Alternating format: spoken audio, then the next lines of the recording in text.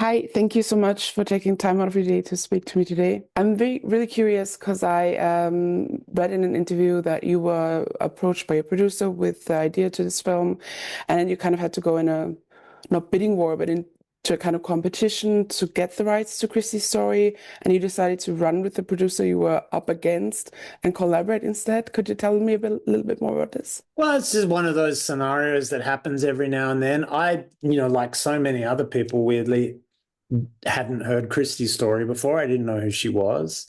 And I was pointed in the direction of Laura Brownson's documentary on Netflix and immediately thought that there was both a character and a kind of thematic thing that I was interested in exploring. And so I had a meeting with Christy, but she was meeting with a bunch of people and decided to go with Carrie Roberts at Anonymous Content. I just happened to know Carrie already anyway, and she knew that I had been talking to Christy. And so Carrie just called me and said, "Do you want to do it together?" And so we did. Yeah, it's funny how these things transpire in weird ways sometimes, but I don't know. I think it was probably the right way to do it. Mm-hmm. And did you have different approaches that you then kind of merged, or was it too early in that stage anyway? So you kind of found a way to do it together right away? Well, Carrie's a producer, so she was always going to need to find a writer and director to make the thing, and so she came to me and we just turned it all into one thing, and it was Carrie's idea to bring Mira on to write a first draft of the screenplay because I was finishing another movie at the time, and Mira's my sweetheart of 20 years, but we'd never worked together in this way before. So Mira just she just started having those conversations with Christy and went to Florida and spent time with her. And then I came in and then we kept writing. And yeah, it all felt very organic. Mm-hmm. Yeah, I was going to ask at what stage Christy came aboard. So she was with you in a creative capacity from the beginning? Well, she was there and available to us as we'd hoped she would be. I mean, Mira and I were in Sydney, she was in Austin. And so we were just having Zooms with her regularly just to pick her brain, ask her questions. I mean, there's quite a lot of material already out there in the world. Christy wrote a book. There's Laura's documentary. There's an enormous amount of material to do with Jim's attack and his trial. And then, of course, obviously, she was like a world champion boxer.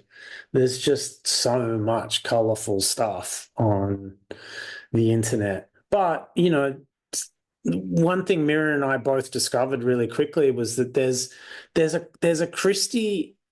something about Christy that you don't see in the public domain, something that's really beautifully fragile and kind and funny and gentle, So we just kind of wanted to have her around as much as we could.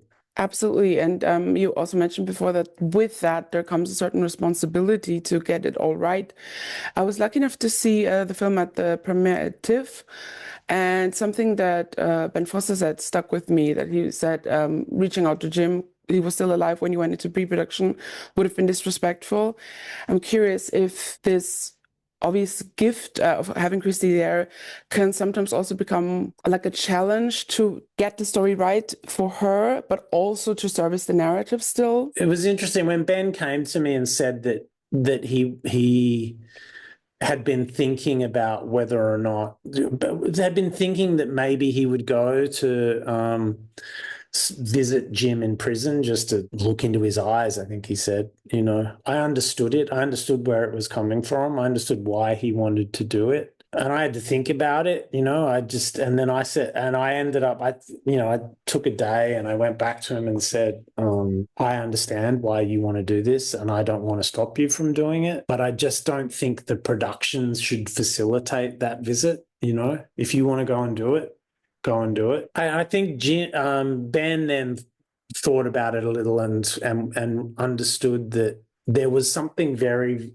very specific and very precious that we were protecting in the making of this movie. I knew enough about Ben by this point to know that whatever he was going to learn from Jim, he was going to find that anyway, you know. He's a deep diver, Ben, and there is a lot of. I mean, I think you can glean this from. There's Jim Martin is a man with well, was, he's dead now, but there was with a pretty both transparent but immovable facade. You know, you can see that in everything that there is to watch of him on the internet. And Ben understood that his primary challenge was to find the ways that were there to humanize the character, you know, that it was very important to all of us that he not just be playing a monster, he'd be playing a man who does monstrous things,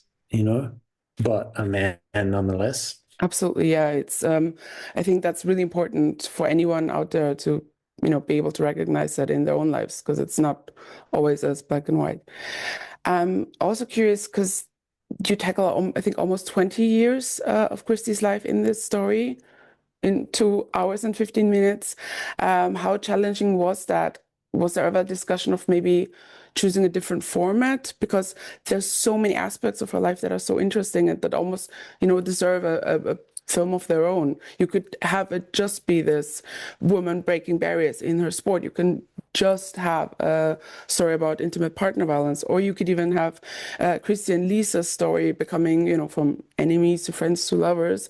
This trajectory even could be a film of its own. So how difficult was it to juggle all these balls in one film? But I think in a way, the fact that there is so much stuff made it just an exercise of reduction, And, there were earlier drafts of the screenplay that were really long because so much stuff happened in Christie's life. But I think I like painting on the 2 hour canvas, and I like the process of trying to distill things down to the essential elements. It just becomes about, scenes existing in service of a theme. I mean, you don't want to strip the life out of a movie in the process, but I think they're always like this, all movies. I mean, for me anyway, they start with screenplays that are way too long, and then you just start reducing them down to something that feels makeable and that doesn't feel flabby. It's very often the case these days that movies feel, flabby. They just feel flabby. They could have done with a little bit of a haircut. One of the ongoing appeals about biographical films like these is the transformation that people go to see this film in part because they want to see Sydney Sweeney transform into Christy. But as a director, you don't know that in advance. You kind of have to be almost like a fortune teller looking to the future. Is this manageable for this person? So when it came to casting, what were you looking for in the actors you chose to, both in particular Sydney Sweeney and Ben Foster? What was it that you were looking for to portray these characters, but also made you confident that they could do it? Well, I knew that Sydney could act, for starters, Reality, Tina Satter's film on HBO was just like her performance in that film knocked my socks off. I knew that she had a fight background, that she'd trained as an MMA fighter when she was younger, and so I knew that she would know what the work was. And then it was just a question of how much does she want this? How hard is she going to work? And within 5 minutes of talking to her, I knew, okay, that box is ticked. She's going to work so hard, and she did. And then with Ben, it was like, again, that I knew enough about him already to know that he would do that work to try and unpick Jim, to not just let him be a cartoon monster, to try and understand what kind of a broken man he was, But also, you know, there's always a sparkle in his. Jim needed to have something a little bit cheeky about him. Ben's performance is one of the things I like about Ben Foster as an actor, is that he always gives performances that have that sparkle of the unpredictable. Mm-hmm. You know, it's just a little sparkle in the eye, and you know, the character needed that. I'm so curious about you staging the fight scenes, because it always is in service to the emotional impact of the story. So how difficult was it to balance that with obviously getting it as real as possible to the historical fights that were happening? So getting the choreography right to what was actually, you know, the moves in that particular fight, but then having it be in service to the emotional impact that you wanted to show. I mean, in some ways, it felt like it made it easier, kind of knowing what each fight was trying to achieve. You know, yes, we were modeling the choreography on the actual fights that we were shooting, but in some ways it gave me a clearer sense of what I was doing in any given moment. You know, this is at this point in her career. This is, you know, those early fights where she just gets in the ring.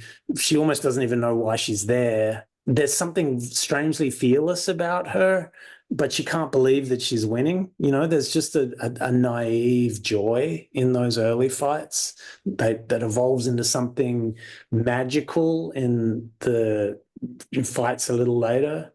But then as Jim starts to kind of suck the life out of her, those fights start to become angry.